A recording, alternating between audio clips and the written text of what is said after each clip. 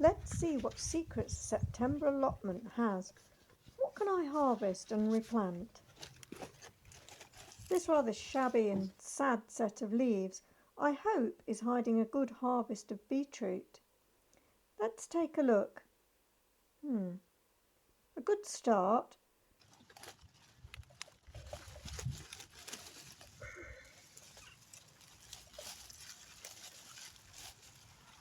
Look at those beauties. These are a variety called boltardy, and the last few years it has grown many funny shaped beetroots for me. I hope this year they're going to be more like these two, spherical and generally smooth. How boltardy should be.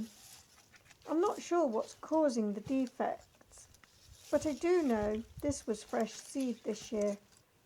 Maybe it was the genetics of the last batch of seed.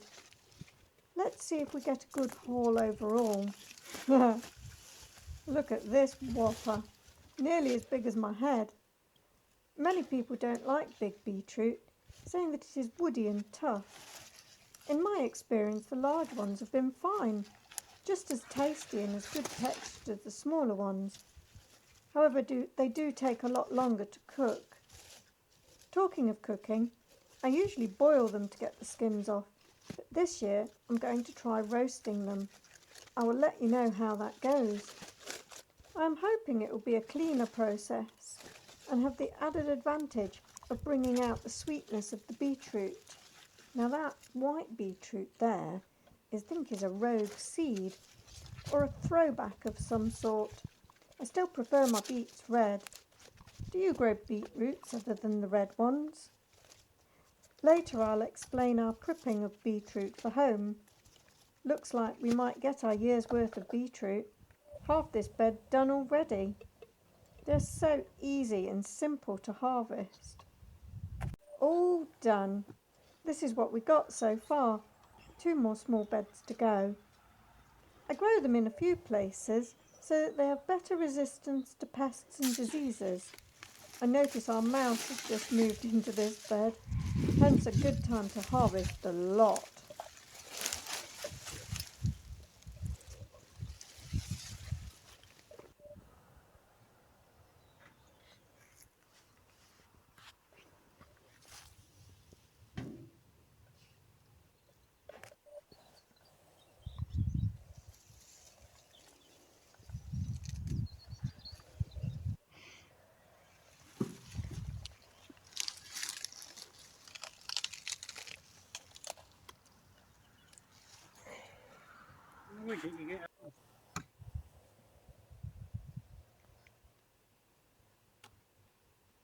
All harvested now. Now need to prep them for home. I twist or cut the foliage off our beetroot, as the leaves are too shabby for eating and will serve us better on the compost heap. It makes them easier to handle and ready for cleaning. It keeps a lot of mess here instead of at home too. An easy job to enjoy in the sun. I'll show you how many buckets of beets we get at the end of the harvesting, and then we'll do some replanting.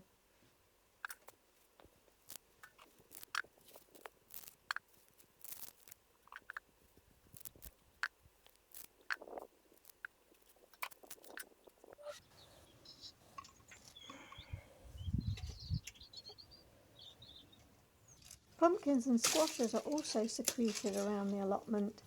It is getting cold at night now, and I don't want them to get damaged.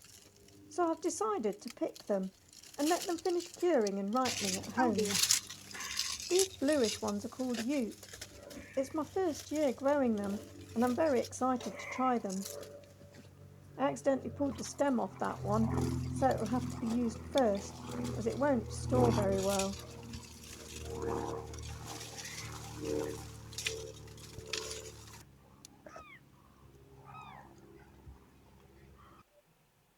These are a Cinderella type pumpkin called Musqué de Provence. I grow these every year.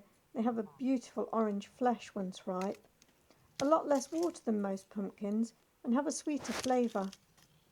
I use them in waffles and other baked goods. They're not as big as most years, but are still jolly heavy.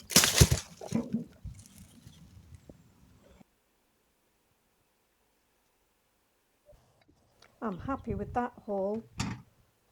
There is also one of these little ones, I can't remember what it's called, I'll put it on the screen in a bit. Ah, sunflowers. I love their happy faces. Normally I enjoy these down the allotment, but I want a few cut flowers to gift to a good friend of mine.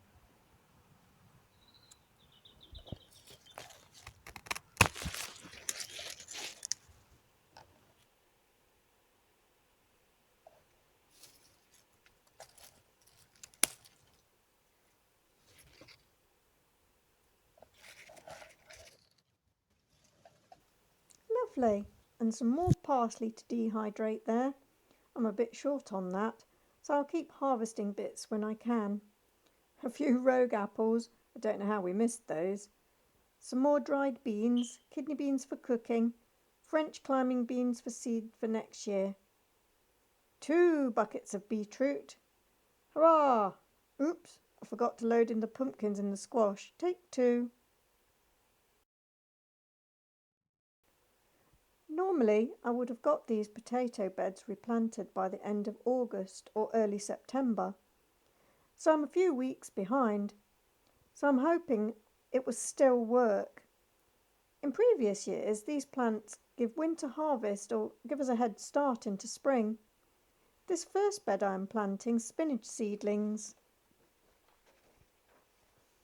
Each cell was multi-sown, as I find this works well. I'm low on seeds though, so some are perpetual spinach and some are true spinach, which I personally prefer. I must remember to let some of those go to seed in the spring so I can collect them for next year. I'm going to net them so that they will get protection from wind, rain and animals, and later I'll use our A-frame cloches, which we made out of polycarbonate, which we'd reclaimed off other work items or people gave us.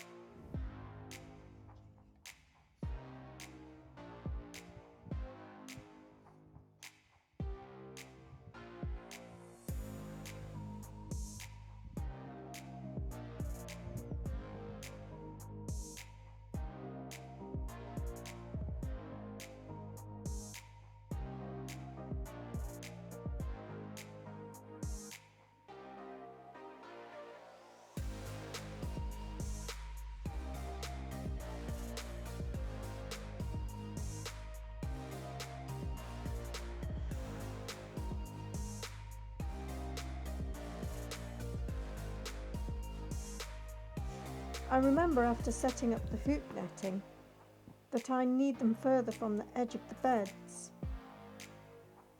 as previous year's plants touch the plastic when they've grown and get burnt by the frost or the sun. I always water in my seeds or seedlings, no matter the weather or the soil moisture levels.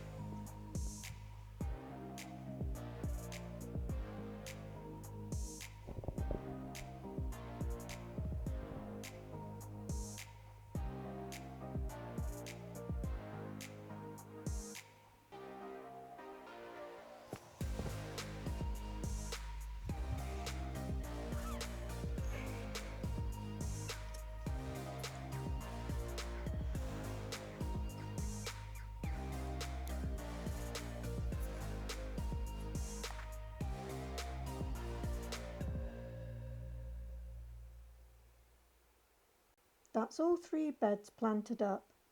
The other seedlings include various salads such as mizuna, pak choy and a purple peppery mizuna. I'm getting increasingly worried that my second sowing of peas and beans will not be up in time. I guess there might be a lesson learnt, but I still have hope yet. Now these leeks got forgotten in the greenhouse. They were below a tomato plant that grew over them. Whoops! No expectations for them to do anything, but I guess I'll have to give them the chance of overwintering. We will see. Better than composting them. After all, They are going in a currently empty bed. Who knows, some weird experiments work well. Maybe this one will. So lastly, a plot tour. I love to have a last check round the plot before I leave. Mentally take note of any jobs to do next time. I still need to prune the fruit trees. Parsnips, still to harvest. Tomatoes are on their last legs, so I'll need to pick the remaining tomatoes soon.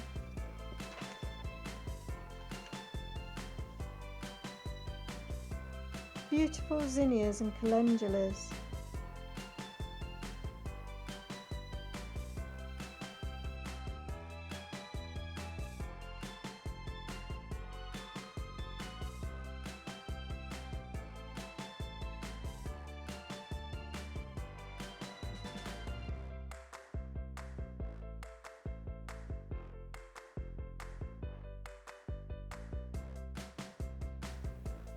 Bean poles to clear and pack away so they dry out and will last longer.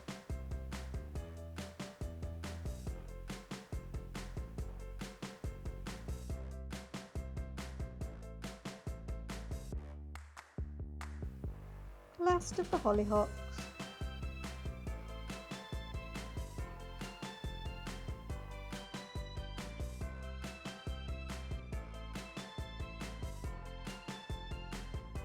Tidying up the fruit cages.